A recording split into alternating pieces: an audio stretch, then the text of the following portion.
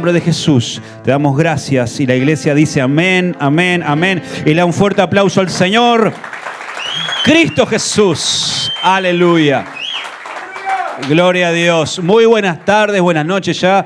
Tomen su asiento. Bienvenidos a la casa del Señor. Bienvenido a la iglesia. Lo digo, aunque ya lo dije anteriormente cuando di los anuncios, pero es de orden que lo vuelva a reiterar, que lo vuelva a decir, hermanos. Qué lindo. Qué bueno se están poniendo los cultos de la noche, de la tarde. Por largos años, cuando yo me convertí hace ya unos cuantos días atrás, el culto de la noche era un culto poderosísimo. Cuando me refiero a poderosísimo, no me refiero a que Dios se manifestara en uno más que en otro, no, pero había una gran concurrencia. Todos los que nos convertimos en esa época, por lo general veníamos al culto de la noche. Estoy hablando allá por comienzo de los años, por comienzo del milenio estoy hablando.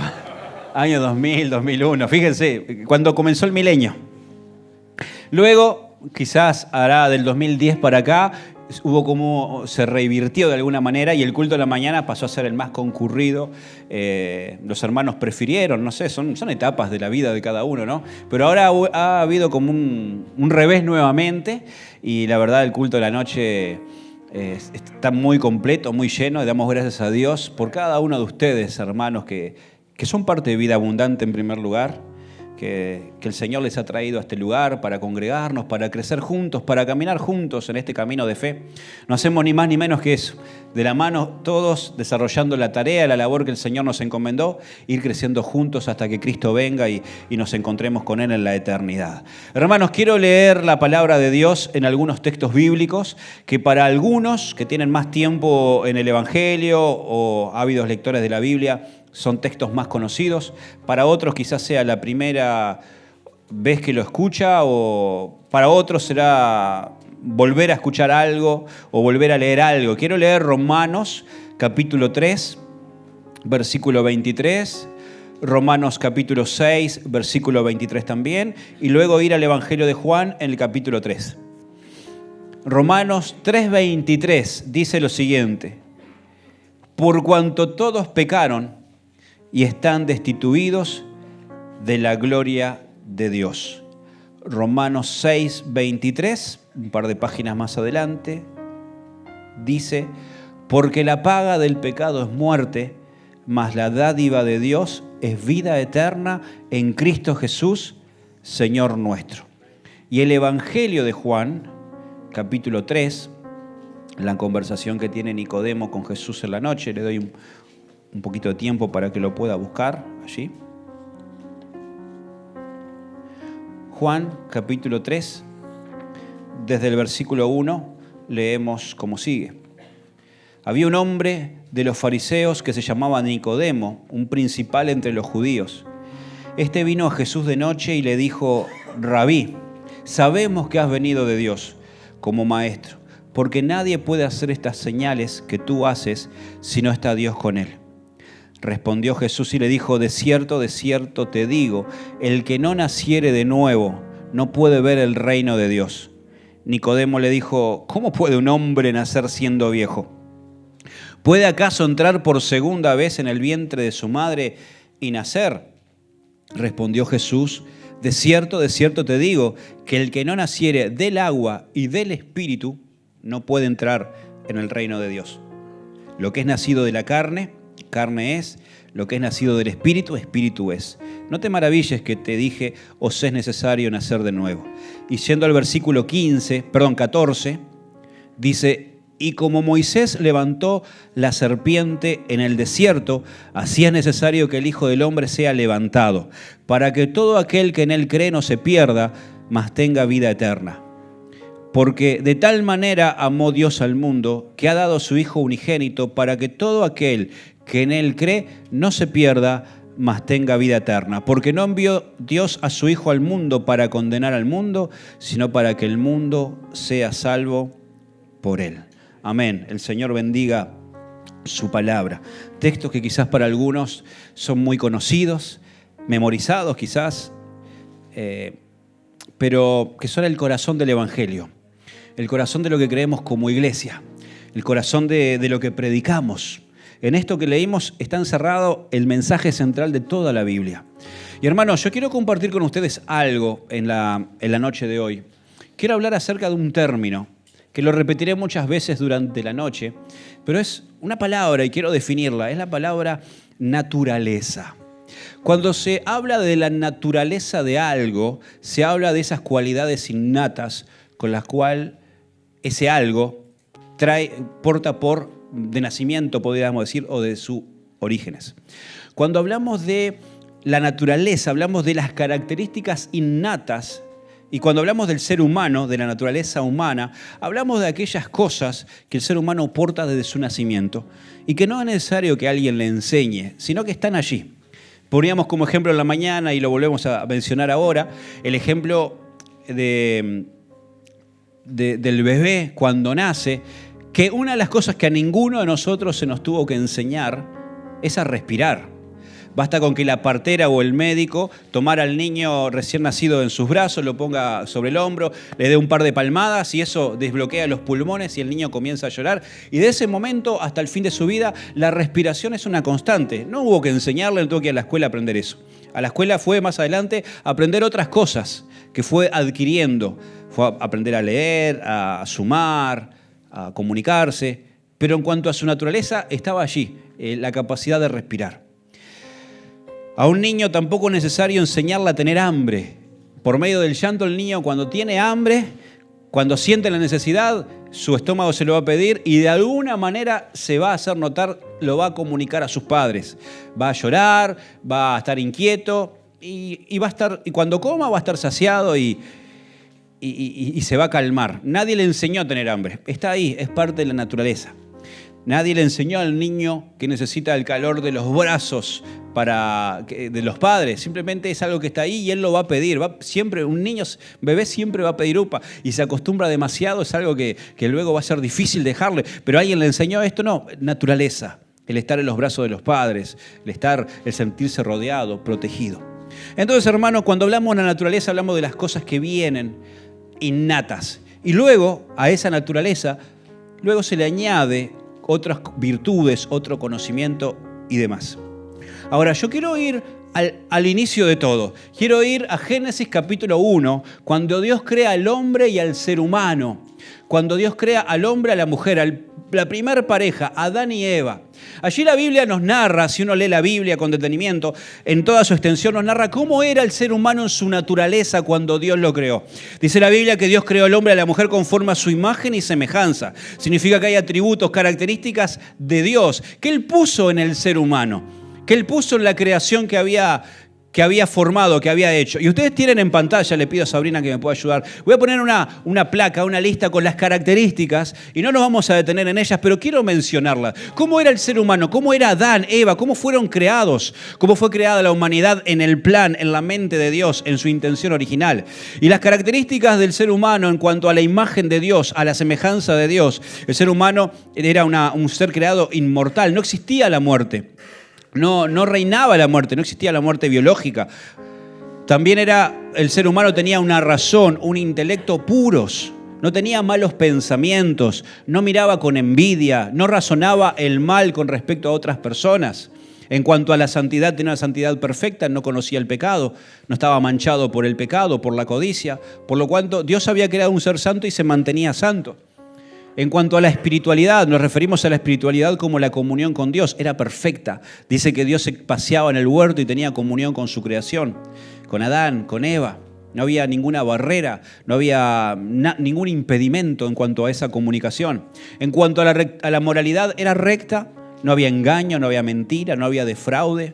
En cuanto a la personalidad y a la voluntad, tenía libertad. Si bien Dios le había dotado de santidad, lo había formado perfecto, le había dado al ser humano algo que hasta el día de hoy todos mantenemos, que es la libertad, el libre albedrío, la capacidad de elegir entre una cosa y otra. Y Adán y Eva tenían libertad, no eran autómatas, no estaban programados para obedecer, obedecían libre y voluntariamente. En cuanto al dominio y autoridad, tenían todo sobre la creación. Dios le dijo que iban a sojuzgar y a dominar toda la creación. Los animales se sometían al señorío de ellos. Y en cuanto y también tenían un estado de inocencia, no conocían lo que era el mal, no conocían, todo lo anterior estaba bañado y teñido por la inocencia. Hasta que Génesis 3 nos narra que el ser humano, en uso de su libertad, decide desobedecer. Y todo lo que pasó desde allí hasta el día de hoy ha trastocado la historia de la humanidad y ha sido algo que ha atravesado todos los tiempos. Desde Génesis capítulo 3, cuando Adán y Eva abrieron la puerta al pecado por causa de la desobediencia, la maldad, la muerte entró a este mundo. Puedes sacar la placa si querés, Sabrina. Cuando leímos el primer texto, Romanos 3:23, ese es el gran problema que hay en este mundo, hermanos. Cuando uno ve las noticias, el noticiero, se hablan de guerras, de adicciones, de cosas tan violentas. Esas no son ni más ni menos, hermanos, que consecuencias o manifestaciones del gran problema de la humanidad, del gran problema del ser humano. ¿Sabe cuál es ese gran problema? Que por causa del pecado, por cuanto todos pecaron, están destituidos de la gloria de Dios. El gran problema del mundo, hermanos, el gran problema de la sociedad, de la gente, nuestro gran problema no son las adicciones, no es la violencia, no es la delincuencia, no es la promiscuidad. El gran problema es que estamos destituidos de la gloria de Dios, de la presencia de Dios. Porque de Génesis 3, cuando el ser humano le abre la puerta al pecado, y luego todos nosotros continuamos pecando una y otra vez, no hacemos más que cada vez alejarnos más de la gloria de Dios. El pecado viene, dice la Biblia, que la paga del pecado es muerte. El salario del pecado, la remuneración del pecado es la muerte. Y entiéndase muerte como separación. El problema del mundo, hermanos, no le busques más la vuelta, es el pecado que está reinando y la gente dice que ama las tinieblas, ama la oscuridad. La luz vino al mundo, pero la gente prefirió las tinieblas. Y ese es el gran problema que impera, que la gente, que el mundo está destituido de la gloria de Dios. Pero el Señor también, que anticipa todos los problemas de la humanidad, brindó una solución. Si el problema del ser humano que acarreamos desde Génesis 3 en adelante era el gran problema, Dios a ese gran problema le dio una gran solución. Pero antes de mencionarte la solución, yo quiero mencionarte cuáles fueron las consecuencias del pecado. ¿Cuál es la consecuencia del pecado desde Adán y Eva, el cual ha acarreado toda la humanidad hasta el día de hoy? Y en la siguiente placa hacemos una comparativa. Si en el Edén el estado de inocencia caracterizaba la inmortalidad, desde que entró el pecado entró la muerte. Desde ese momento el ser humano comenzó a morir. Y no solamente murió o muere biológicamente, sino que comienza a morir espiritualmente también. Hay una separación entre Dios y el hombre. Dice la Biblia en Efesios que estábamos muertos en nuestros delitos y pecados. Y si no resolvemos el tema de la muerte espiritual en vida, que te voy a mencionar cómo se soluciona, cuando muramos vamos a ir a una muerte eterna en el infierno.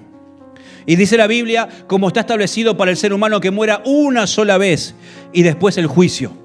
No hay un purgatorio, no hay una segunda oportunidad, hay una oportunidad de resolver el tema de la muerte, de resolver nuestra relación con Dios. Y es en este tiempo. Esta es la ventana de oportunidad. Si te sorprende la muerte y no solucionaste este gran problema, yo lamento advertirte y anticiparte que lo que viene no será mejor. Que no viene un descanso para tu alma. Viene aflicción, viene el llanto. Y más aún, si tuviste la oportunidad de escuchar el Evangelio, de recibirlo una y otra vez, lo resististe. Lamento ser tan duro, pero prefiero decirte la verdad y ser brusco que venderte un evangelio salamero, un evangelio de no pasa nada. No, hay que resolver el tema del pecado, hermanos. El pecado, la paga del pecado es muerte. Y el problema del ser humano es que están muertos en vida. Hay mucha gente a nuestro alrededor que tienen vida biológica, pero están muertos espiritualmente. ¿Por qué? Porque están separados de Dios. Y hay que resolver esa separación de Dios en vida.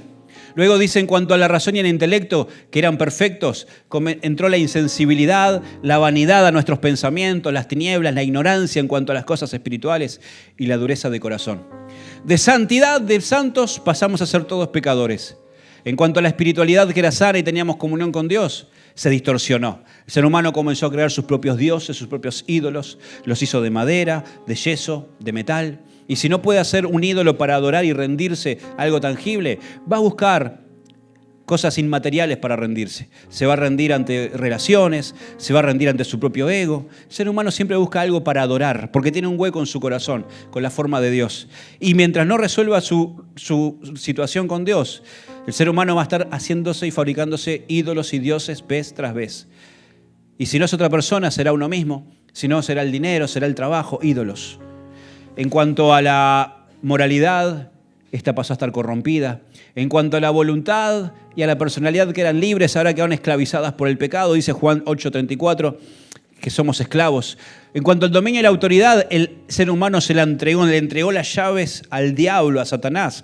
Por lo tanto, la Biblia llama al diablo el Dios, con minúscula en nuestras Biblias, el Dios de este mundo, el príncipe de la potestad del aire. Hace un par de semanas atrás Hassan explicaba esto. Cuando uno le da lugar al diablo, cuando uno le cede territorio, el diablo viene y se posesiona en ese lugar y gobierna. Cuando el ser humano pecó, desobedeció, le entregó las llaves del mundo, del sistema, a Satanás, al diablo. Y dice el apóstol Juan en su carta que sabemos que el mundo está bajo el diablo, bajo el enemigo, bajo el maligno. Y en cuanto a la inocencia, pasamos de ser inocentes a ser culpables. ¿Por qué? Por cuanto todos pecaron. Y todos pecamos. Y desde Adán y Eva, todos nosotros, una y otra vez, decidimos pecar.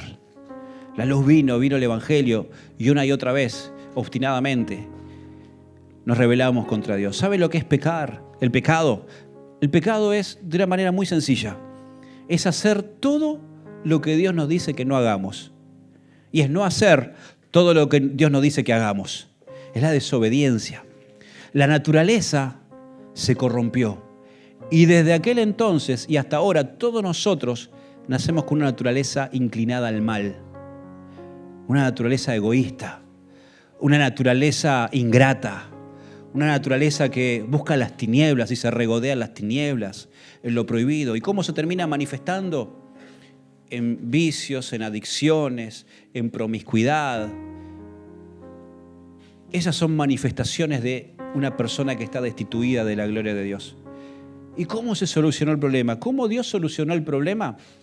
Y el problema era, la única solución para el gran problema de la humanidad era volver a incluir al hombre en la gloria de Dios. Era volver a insertar al ser humano en la gloria de Dios. ¿Qué es lo que le falta cuando hablo del hombre, hablo del ser humano, ¿verdad? Hombre y mujer. Es lo que le falta a este mundo. Volver a Dios. Estar nuevamente incluidos ahí. Y el Señor, como leímos en Juan, cuando Jesús tiene la conversación con Nicodemo, Jesús le dice, mirá, la solución es esta. Para volver a estar en la gloria de Dios, hay que nacer de nuevo. Hay que volver a comenzar. Lo que nosotros llamamos la conversión, cuando una persona viene a Cristo, se arrepiente de sus pecados, Jesús le llama con un término, nacer de nuevo. Nicodemo le pregunta, ¿cómo puede ser esto? ¿Acaso puedo volver al vientre de mi madre? No, no se trata de un nacimiento biológico, no es de esa manera, es un nacimiento espiritual. ¿Cómo es esto? Le dice Nicodemo. Jesús vamos al versículo 14, 15 y 16, Jesús dice, como Moisés levantó la serpiente, así Jesús el Hijo del Hombre será levantado en una cruz. Y todo aquel que tiene fe en Él, tiene vida eterna. Eso dice Juan 3, 15 y 16. El que cree en Cristo tiene vida eterna. ¿Qué es lo que obtiene? Un estado nuevo, un estado de ¿qué? De vida eterna, una vida que no se termina cuando se apaga la luz, cuando vamos al cajón, una vida que continúa más allá de esta vida. El que tiene al Hijo tiene la vida. Un mensaje central o una idea central que nos habla de la Biblia, de Cristo, es que Él es el autor de la vida. ¿Qué significa esto? ¿Que Él solamente nos da vida? No. Que la verdadera vida se disfruta cuando se tiene a Cristo en el corazón. No solo en el corazón, sino que se vive con Cristo. Se vive en Cristo. Y la única manera de solucionar el gran problema de estar destituidos de la gloria de Dios es nacer de nuevo. No un nacimiento biológico, nacimiento espiritual, que se alcanza cuando la persona viene a Jesús, pide perdón por sus pecados, lo recibe como Señor y Salvador. Y con un nuevo nacimiento que viene una nueva vida. Y con una nueva vida que viene una nueva naturaleza. Hermanos, cuando hablamos de nacer de nuevo, cuando hablamos de convertirnos al Señor, estamos hablando de algo muy profundo. Porque el Evangelio, este es el corazón del Evangelio, hermanos. Las religiones de este mundo te dicen que tenés que hacer esfuerzos para buscar a Dios, para conectarte con Dios. El Evangelio, ¿sabe lo que me dice? El Evangelio me dice que Dios vino del cielo a la tierra a buscar lo que se había perdido. Y la promesa de Dios no es estar con su pueblo, es estar en su pueblo. Dios decidió habitar y morar en nosotros. Es milagroso el Evangelio, es milagroso el nuevo nacimiento. Dios decide venir a hacer morada en nosotros y se comienza a gestar una nueva naturaleza, una nueva vida. Y aquella persona que viene a Cristo y se convierte de verdad, se comienza a gestar en ella cosas nuevas. Así como el bebé no se le enseñó a respirar, a tener hambre, a buscar el calor de otros brazos, la persona que nace de nuevo se despierta en ellas nuevos deseos, que son parte de la nueva naturaleza. Alguno de ellos es la necesidad de conocer a Dios, la necesidad de acercarse a Dios, de orar, la necesidad de leer la Biblia para conocer más a Dios. Otra característica que se despierta con la nueva naturaleza es la necesidad de estar rodeado de hermanos, de gente que nos sostenga, que nos abrace, tener conversaciones de fe, conversaciones de la palabra de Dios, hablar de cosas espirituales, de rodearnos, de esperar con ansias el que sea el domingo o cualquier día de reunión para estar con otros creyentes. La persona que ha nacido de nuevo, en su nueva naturaleza, ahora comienza a tener una convicción en cuanto al pecado. Ya no se deleita en lo que antes hacía y en lo que antes le gustaba. Ahora comienza a tener repulsión por la manera en que se comportaba. Por lo que todos se ríen, uno comienza a estar incómodo y uno comienza a tener inclinación y deseo de santidad. Deseo de vivir en rectitud, de arreglar su vida, de poner en orden lo que está desordenado. ¿Todo esto por qué viene? ¿Porque somos personas mejoradas? No, porque hay una nueva naturaleza en nosotros. Porque Dios lo puso. La manifestación también de esta nueva naturaleza es que se comienzan a manifestar los frutos espirituales. Jesús dijo, el buen árbol se conoce por los frutos y el mal árbol también. Los frutos del Espíritu, Gálatas capítulo 5, versículos 22 y 23. Amor, gozo, paz, paciencia, benignidad, bondad, fe, mansedumbre, templanza. Comenzamos a desarrollarlo y a veces sin darnos cuenta.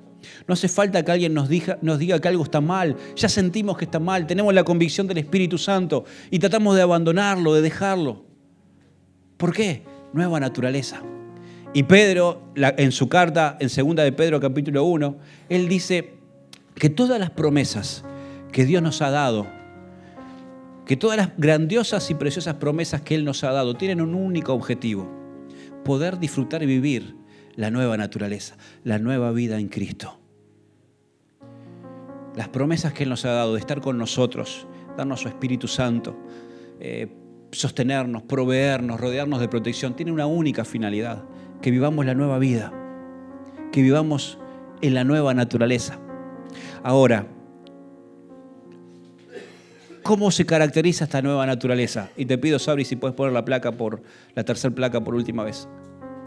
La nueva naturaleza, si volvemos al comparativo, si nosotros estábamos en estado de muerte, ahora pasamos a tener vida eterna. El que tiene al Hijo tiene la vida y no vendrá condenación, más tiene vida eterna, dice la Biblia. En cuanto a nuestra mente, que estaba corrompida, envanecida, en tinieblas, ahora hay una renovación. Dice la Biblia que somos renovados y debemos buscar la renovación de nuestro entendimiento, de nuestra mente, la manera de pensar, para comprobar cuál es la buena, perfecta y agradable voluntad. Dice la Biblia que tenemos la mente de Cristo. Por lo tanto, no tenemos que andar rendidos a los pensamientos que vienen a sujuzgarnos. No tenemos que andar guiados por lo que la mente nos dice. Ahora tenemos victoria sobre los pensamientos. Podemos dominar sobre los pensamientos. O por lo menos tenemos la autoridad para que ellos no nos dominen a nosotros. En cuanto al estado de pecadores, ahora estamos en un estado de santificación. Dios nos ha santificado, nos ha declarado limpios. Su sangre ha borrado todos nuestros pecados. Estamos emblanquecidos. En cuanto a nuestra espiritualidad, que estaba distorsionada, ahora es restaurada. Es restaurada nuestro vínculo con Dios, nuestra relación con Dios, nuestra comunión con Dios. Está en un estado como si nunca hubiésemos pecado, nunca hubiéramos caído. En cuanto a nuestra moralidad, que estaba por el piso, ahora es elevada. Queremos tener una vida diferente, queremos caminar en rectitud, en obediencia, en santidad. En cuanto a la voluntad de la personalidad, que estaban esclavas del pecado, ahora somos libres. En cuanto a la autoridad que perdimos ante Satanás, ahora la hemos recuperado. Y Jesús dice, habla una y otra vez que los creyentes tenemos autoridad sobre los demonios, sobre los principados. Podemos atarlos, reprenderlos, reclamar nuestra familia, nuestra casa. Tenemos autoridad para echar fuera a los demonios. ¿Por qué? Porque Cristo nos otorgó la autoridad que se perdió en el Edén. Y en cuanto al estado de culpabilidad, somos declarados justificados. Justificados pues por su sangre tenemos entrada al reino de los cielos. Y este es el corazón del Evangelio, hermanos. No se puede ver el reino de Dios. No se puede tener la mente renovada. No se puede ser limpio de pecado. No se puede vencer a Satanás. No se puede tener vida eterna si no se nace de nuevo. No se puede ver el reino de Dios, el reino de los cielos. Y cuando hablo del reino de Dios, no solamente el reino cuando muramos o cuando el Señor nos venga a buscar. Porque el reino de Dios está donde está el Rey. Y el Rey se llama Jesucristo. Y Jesús dijo, arrepentíos, el tiempo se ha cumplido. Arrepentíos, creed en el Evangelio porque el reino de los cielos se ha acercado. El reino de los cielos, hermanos, ha invadido la tierra. El reino de los cielos ha venido cuando vino Cristo. Y se establece donde una familia, una persona, le hable el corazón a Cristo, se vuelve a Dios, se arrepiente, nace de nuevo. El reino de Dios viene a ese hogar. Y con el reino de Dios viene la nueva naturaleza. Y la pregunta es, ¿qué pasa con la naturaleza vieja? ¿Desaparece? No. Está ahí.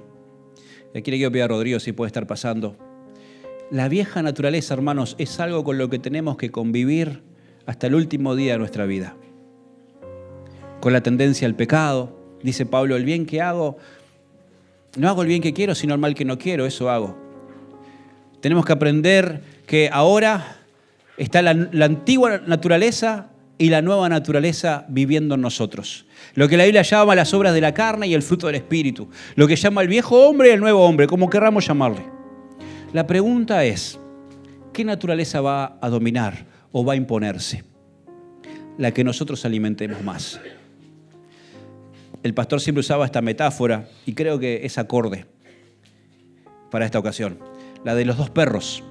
El perro negro, el perro blanco. El perro negro simbolizando, tipificando todo lo que es tiniebla, lo que es la carne, lo que es la vida lejos de Dios. El perro blanco, el espíritu, la santidad. Dos colores antagónicos para representar dos naturalezas antagónicas. Al perro que más se le alimente va a ser el que va a dominar sobre el otro. De igual manera, hermanos, si nosotros alimentamos la carne, si nosotros vivimos una vida en la carne, eso es lo que va a dominar. Y pudiste haber nacido de nuevo. Podés tener vida eterna, podés tener a Cristo. Pero ahora esto se trata de una decisión. Tenemos que decidir si va a ganar la carne, dominar la carne o el espíritu. Tenemos que decidir si nos vamos a rendir a nuestro carácter natural, innato, o nos vamos a rendir a la voluntad de Dios y al Espíritu Santo. Entonces, para finalizar, yo quiero mencionarte 3 beneficios o 3 por qué de vivir en la naturaleza divina que se nos ha sido dada por medio del Espíritu Santo. El primero de ellos es porque es la única manera de alcanzar verdadera libertad y vivir libremente, no volver a la esclavitud. Muchos que han pasado por el programa o han venido a la iglesia, han recibido a Cristo, han sido libres de tantas cosas, no se han mantenido en la libertad. Dice Pablo en Gálatas que permanezcamos en la libertad a la que Cristo nos llamó. Y en uso de la libertad podemos decidir permanecer libres o volver atrás. La única manera, hermano, de que nosotros permanezcamos en la libertad es viviendo a la manera de Dios, es viviendo la naturaleza divina, es dejando que Cristo gobierne, es diciéndole que no al pecado. Y esto es una decisión de cada día. Tengo un amigo, pastor, que un joven de su iglesia con el cual estaba conversando, el pastor lo vio mal y el pastor conoce sus ovejas y sabe qué trato darle a cada una. Y le dice, y en la conversación el pastor se da cuenta que algo no andaba bien. Había algo en su dialéctica, en su mirada, perdida, desviada. Y lo confronta y le dice, ¿qué te está pasando? Te veo mal. Y el joven se sintió expuesto y le dice, pastor, pasa que pequé. Me metí en una relación ilícita que no debería estar y la verdad estoy en pecado. Y el pastor, que reitero, conoce a sus ovejas, le dijo, mira, yo no voy a hablar contigo de este tema. Yo no voy a orar por vos. Yo lo único que te voy a pedir es una cosa. Que vos vayas a tu casa, que te tomes un tiempo, que reflexiones y que decidas. ¿Qué vas a hacer? ¿Qué querés hacer? Si vos querés mantener esa relación ilícita, prohibida, que no conviene, es tu decisión. Pero si tú querés vivir para el Señor, santificarte y arreglar las cosas, ahí hablaremos en otros términos. Hablaremos de otras cosas. Pero te voy a pedir que pienses y que decidas.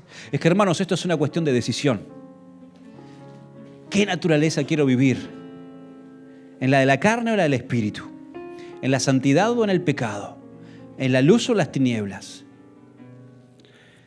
El joven se fue y volvió a los días, continuó congregando, yendo a las reuniones, y el Señor trataba con él.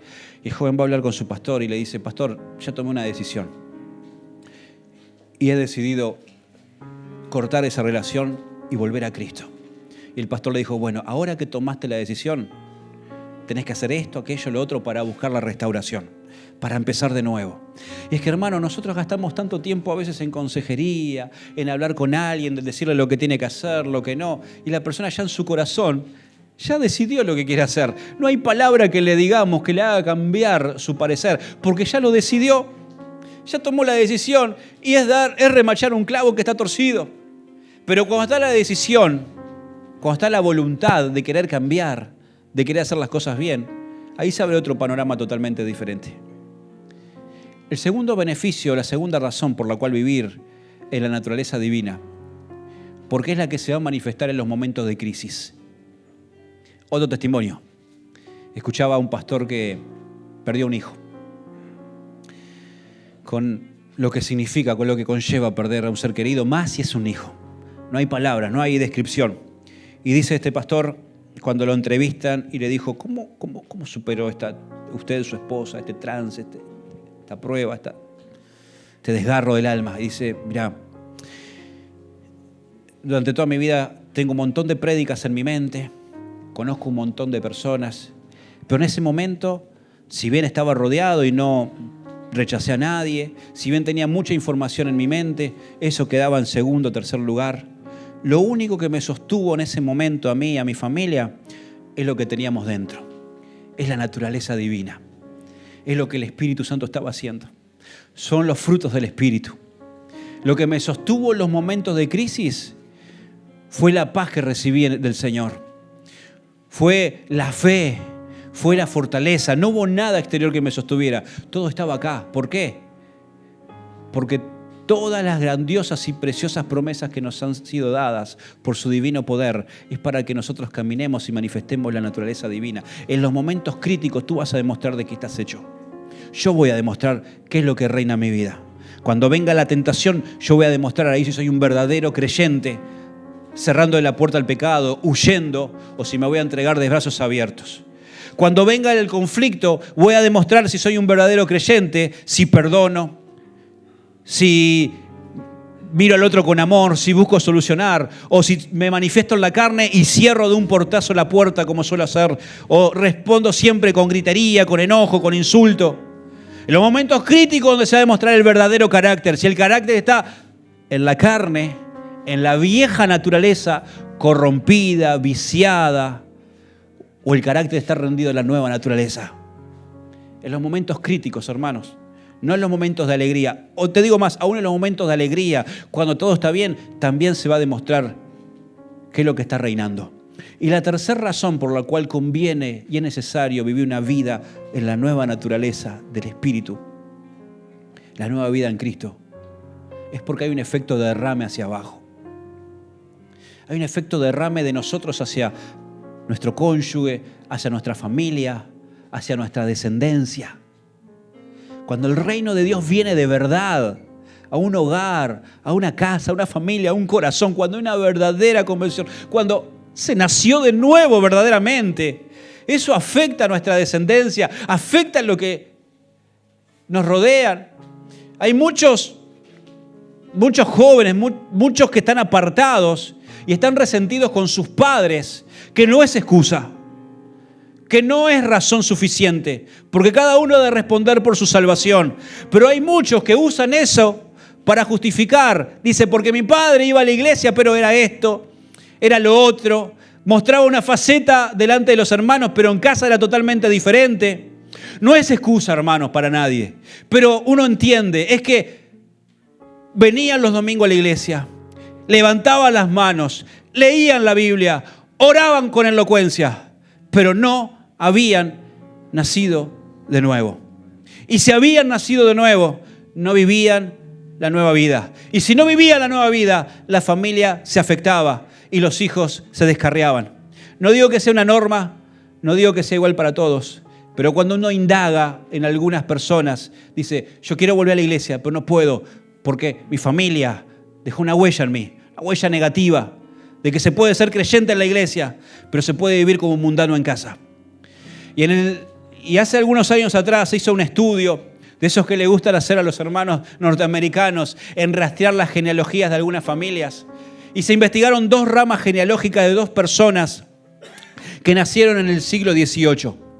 La familia Junkes y la familia Edwards. Max Junkes era un ateo, una persona que no creía en Dios y decidió vivir una vida totalmente a espaldas de Dios. Él, su esposa y así criar a sus hijos.